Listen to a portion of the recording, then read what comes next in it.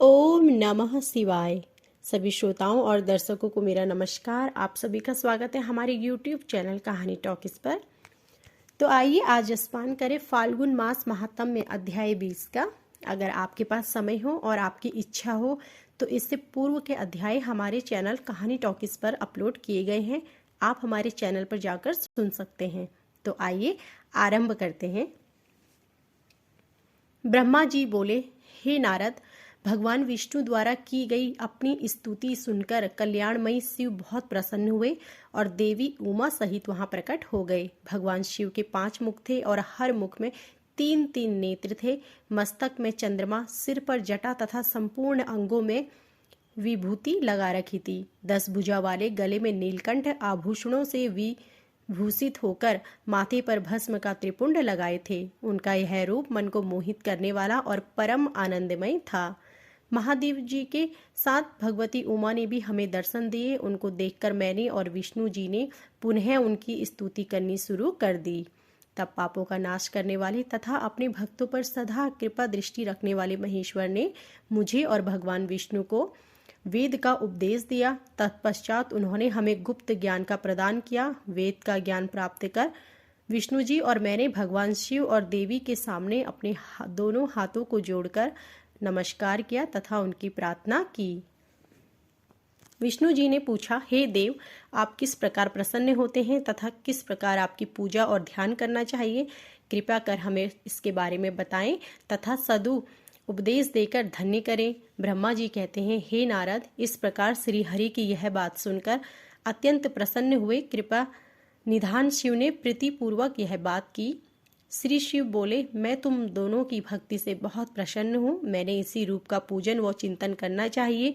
तुम दोनों महाबली हो। मेरे दाएं बाएं अंगों से तुम प्रकट हुए हो। लोक पिता ब्रह्मा मेरे दाहिने पार्श्व से और पालनहार विष्णु मेरे बाएं पार्श्व से प्रकट हुए हैं। मैं तुम पर भली भांति प्रसन्न हूँ और तुम्हें मनोवांछित फल देता हूँ। तुम दोनों की भक्ति मेरे लिए दृढ़ है। मेरी आज्ञा का पालन करते हुए ब्रह्मा जी और आप जगत की रचना करें तथा भक्त विष्णु जी आप इस जगत का पालन करें। भगवान विष्णु बोले, प्रभु, यदि आपके हृदय में हमारी भक्ति से प्रीति उत्पन्न हुई है तो आप हम पर प्रसन्न होकर हमें वर देना चाहते हैं, तो यह हम वर मांगते हैं कि हमारे हृदय में सदैव आपकी अनन्य व अविचल भक्ति बनी रहे। ब्रह्मा जी बोले, हे नारद, विष्णु जी की यह बात सुनकर भगवान शंकर प्रसन्न हुए। तब हमने दोनों हाथ जोड़कर उन्हें प्रणाम किया। शिव जी कहते हैं, मैं सृष्टि पालन और संहार का करता हूँ। मेरा स्वरूप सगुण और निर्गुण है। मैं ही सच्ची आनंद निर्विकार परब्रह्म और परमात्मा हूँ। सृष्टि की रचना, रक्षा और प्रलय रूप गुणों के कारण ही मैं ब्रह्मा, विष्णु और रुद्र नाम धारण कर तीनों रूपों में विभक्त हुआ हूँ। मैं भक्त वत्सल हूँ और भक्तों की प्रार्थना को सदैव पूरी करता हूँ। मेरी इसी अंश से रुद्र की उत्पत्ति हुई है। पूजा की विधि विधान की दृष्टि से हमसे कोई अंतर नहीं होगा।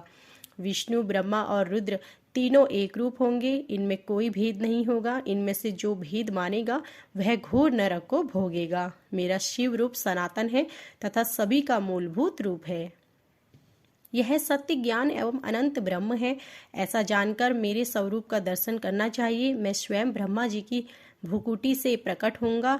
ब्रह्मा जी, आप सृष्टि के निर्माता बनो। श्री हरि विष्णु इसका पालन करें तथा मेरे अंश से प्रकट होने वाले रुद्र प्रलय करने वाले हैं। उमा नाम से विख्यात परमेश्वरी प्रकृति देवी है। इन्हीं की शक्ति भूता वाग देवी सरस्वती ब्रह्मा जी की अर्धांगिनी होंगी और दूसरी देवी जो प्रकृति देवी से उत्पन्न होगी लक्ष्मी रूप से विष्णु जी की शोभा बढ़ाएंगी तथा काली से जो तीसरी शक्ति उत्पन्न होगी वह मेरे अंशभूत रुद्रदेव को प्राप्त होगी। कार्य सिद्धि के लिए ही वे ज्योति रूप में प्रकट होगी। उनका कार्य सृष्टि पालन और संहार का संपादन है। मैं ही सृष्टि पालन और संहार करने वाले रज आदि तीनों गुणों द्वारा ब्रह्मा, विष्णु और रुद्र नाम से प्रसिद्ध हूँ। तीनों रूप में प्रकट होता हूँ। तीनों लोकों का पालन करने वाले श्री हरि अपने भीतर तमोगुण और बाहर सत्वगुण धारण करते हैं। त्रिलोक की सृष्टि करने वाले ब्रह्मा जी बाहर और भीतर से रजोगुणी हैं। इस प्रकार ब्रह्मा, विष्णु तथा रुद्र तीनों देवताओं में गुण हैं तो शिव गुण अतीत माने जाते हैं। हे विष्णु, तुम मेरी आज्ञा से सृष्टि का प्रसन्नता पूर्वक पालन करो। ऐसा करने से तुम तीनों लोकों में पूजनीय होंगे। परमेश्वर शिव बोले, हे उत्तम व्रत का पालन करने वाले विष्णु, तुम सर्वदा सब लोकों में पूजनीय और मान्य होगे। ब्रह्मा जी के द्वारा रचे लोक में कोई दुख या संकट होने पर दुखों और संकटों का नाश करने के लिए तुम सदैव तत्पर रहना। तुम अनेकों अवतार ग्रहण कर जीवों का कल्याण कर अपनी कीर्ति का विस्तार करोगे। मैं तुम्हारे कार्यों में तुम्हारी सहायता करूंगा और तुम्हारे शत्रुओं का नाश करूंगा। तुमसे और रुद्र में कोई अंतर नहीं होगा। तुम एक दूसरे के पूरक हो। जो मनुष्य रुद्र का भक्त होकर तुम्हारी निंदा करेगा, उसका पुण्य नष्ट हो जाएगा और उसे नरक भोगना पड़ेगा। मनुष्यों को तुम भोग और मोक्ष प्रदान करने वाले और उनके परम पूज्य देव होकर उनका निग्रह, अनुग्रह आदि करोगे। ऐसा कहकर भगवान शिव ने मेरा हाथ विष्णु जी के हाथ में देकर कहा, तुम संकट के समय सदा इनकी सहायता करना तथा सभी को भोग और मोक्ष प्रदान करना तथा सभी मनुष्यों की कामनाओं को पूरा करना। तुम्हारी शरण में आने वाले मनुष्य को मेरा आश्रय भी मिलेगा तथा हमसे भेद करने वाला मनुष्य नरक में जाएगा। ब्रह्मा जी कहते हैं, देवर्षि नारद, भगवान शिव का यह वचन सुनकर मैंने और भगवान विष्णु ने महादेव जी को प्रणाम कर धीरे से कहा, हे करुणानिधि भगवान शंकर, मैं आपकी आज्ञा मानकर सब कार्य करूंगा। मेरा जो भक्त आपकी निंदा करे, आप उसे नरक प्रदान करें। आपका भक्त मुझे अत्यंत प्रिय है। महादेव जी बोले, अब ब्रह्मा, विष्णु और रुद्र के आयुर्बल को सुनो। 4000 युग का ब्रह्मा का एक दिन होता है और 4000 युग की एक रात होती है। 30 दिन का एक महीना और 12 महीनों का एक वर्ष होता है। इसी प्रकार के वर्ष प्रमाण से ब्रह्मा की 100 वर्ष की आयु होती है और ब्रह्मा का एक वर्ष विष्णु का एक दिन होता है। वह भी इसी प्रकार से 100 वर्ष जिएंगे तथा विष्णु का एक वर्ष रुद्र के एक दिन के बराबर होता है, तो वह भी इसी क्रम से 100 वर्ष तक स्थित रहेंगे। तब शिव के मुख से एक ऐसा श्वास प्रकट हुआ जिसमें उनके 21,600 दिन और रात होते हैं। उनके 6 बार सांस अंदर लेने और छोड़ने का एक पल और 8 घड़ी और 60 घड़ी का 1 मिनट होता है। उनके सांसों की कोई संख्या नहीं है, इसलिए वे अक्षय हैं। अतः तुम मेरी आज्ञा से सृष्टि का निर्माण करो। उनके वचनों को सुनकर विष्णु जी ने उन्हें प्रणाम करते हुए कहा कि आपकी आज्ञा मेरे लिए सर्वोपरि है।